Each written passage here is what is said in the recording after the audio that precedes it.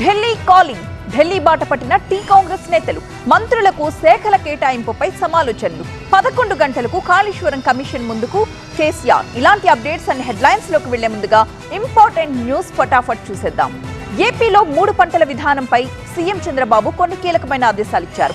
పక్కా ప్రణాళికతో రైతుకు మేలు చేయాలని అధికారులకు స్పష్టం చేశారు ఆయన. ఎరువుల వాడకాన్ని తగ్గించి భూసారాన్ని పెంచడానికి చర్యలు చేపట్టాలని సూచించారు. ఇంతకీ 3 పంటల విధానంపై చంద్రబాబు ఆలోచన ఏంటో చూద్దాం.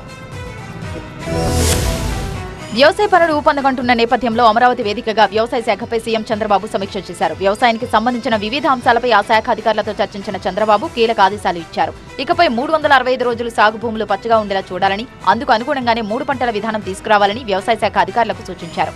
వచ్చే ఏడాది వేసవిలో ఉత్తర కోస్తా, గోదావరి, కృష్ణా డెల్టా ప్రాంతాల్లోని 5 లక్షల ఎకరాల్లో వేసవి పంటలు వేయాలని చెప్పారు.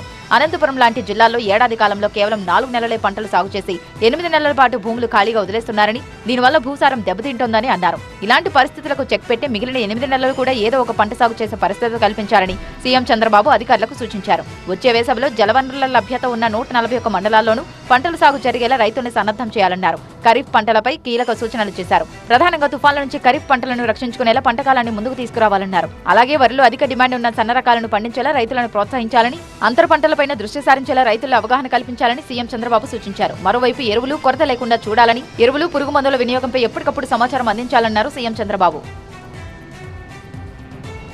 సూర్యాపేట జిల్లాలో నకిలీ పత్తి విత్తనాల గుట్టు రట్టయింది. 6గురిని అదుపులోకి తీసుకోగా ఈ కేసులో తీగలాగితే డొంకే కదిలింది.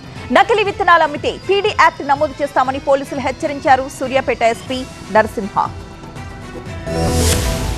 తెలంగాణలో నకిలీ విత్తనాలపై టాస్క్ ఫోర్స్ అధికారులు ఉక్కుపదం మోపుతున్నారు. ఇప్పటికే పలు జిల్లాల్లో ముమ్మరంగా తనిఖీలు నిర్వహిస్తున్నారు. ఈ క్రమంలోనే సూర్యాపేట జిల్లాలో భారీ నకిలీ పత్తి విత్తనాల దందా బయటపడింది. దీనికి సంబంధించి సూర్యాపేట ఎస్పీ నరసింహ కీలక విషయాలు వెల్లడించారు. సూర్యాపేట జిల్లా ఆత్మకూరు మండలంలో 65 లక్షల రూపాయల విలువైన 2200 కేజీల నకిలీ విత్తనాలను స్వాధీనం చేసుకున్నట్టు తెలిపారు. సూర్యాపేట జిల్లా ఆత్మకూరు పిఎస్ పరిధిలో పాతర్లపాడులో సిసిఎస్ పోలీసులు తనిఖీలు చేస్తుండగా మహబూబాబాద్ జిల్లా మరిపేటకు చెందిన నగేష్ అనే వ్యక్తి అనుమానాస్పదంగా కనిపించాడు. దాంతో అతన్ని తనిఖీ చేయగా నకిలీ పత్తి విత్తనాల భాగోతం బట్టబయలైంది. బైక్ పై ఉన్న 120 ప్యాకెట్ల నకిలీ విత్తనాల గోనె సంచి పట్టుబడింది. అతన్ని విచారించడంతో డొంక కదిలింది. నకిలీ పత్తి విత్తనాల కేసులో 6 సభ్యుల చైన్ లింకును గుర్తించారు. సూర్యాపేట జిల్లాలో పట్టుబడ్డ నరేష్ ఎన్టీఆర్ జిల్లా పెనుగోలును, మైలవరం గ్రామాలను పన్నీరాములు, బానోతు జైరాం ద్వారా కొనుగోలు జరిగినట్టు వెల్లడైంది. జైరాంకి మైలవరంలో విత్తనాల దుకాణం ఉండగా గుంటూరు జిల్లాకు చెందిన శ్రీనివాసరావు సరఫరా చేసినట్టు గుర్తించారు. దాంతో జైరాం షాప్ లో సోదాలు చేసి 37 బస్తాల నకిలీ పత్తి విత్తనాలను సీజ్ చేశారు. ఈ కేసులో మొత్తం 6గురిని అరెస్ట్ చేసినట్టు సూర్యాపేట ఎస్పీ నరసింహ తెలిపారు.